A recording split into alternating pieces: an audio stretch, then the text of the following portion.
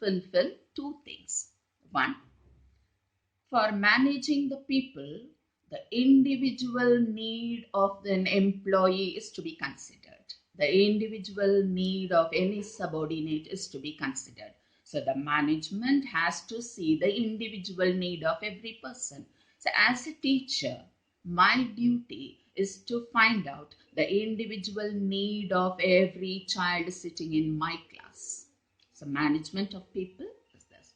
And then as a group also, I'll have to consider the group of people. What is the need of the group of the people? Sitting in business studies class, I cannot explain you economics. So what is the need of the group at this point of time? So at this point of time, I'll have to give whatever you need. And that is the thing what we are managing here. So the management deals with the people, it deals with the work and the operation. So it combines the work, the people and the operation to get the organizational objectives achieved effectively and efficiently. So these are the features of management. Moving on to the next one, we can see the objectives of management. So now what do you mean by objectives? We are using the word aim, we are using the word goal, we are using the word objectives.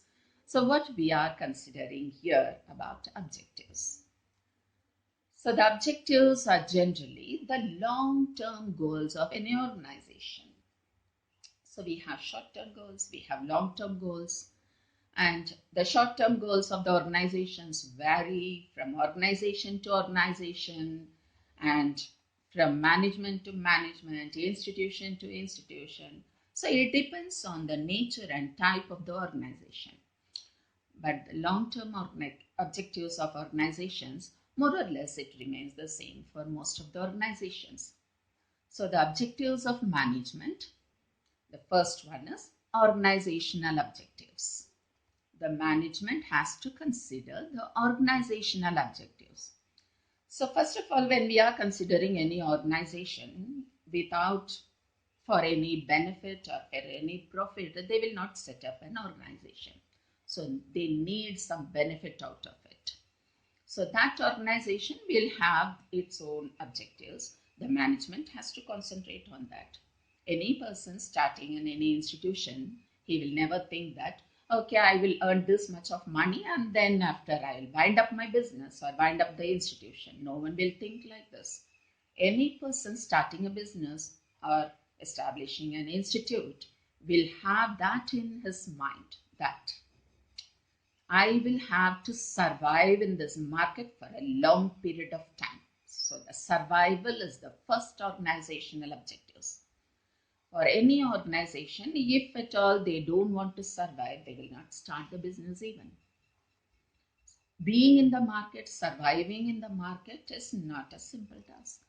We all know that it is a very competitive world and we are seeing the present situation. If we are seeing in the midst of this pandemic, we are also concentrating on certain things, the effect on the economy, the financial crisis faced by various economies, which are considered to be the powerful nations. They are also facing the same problem.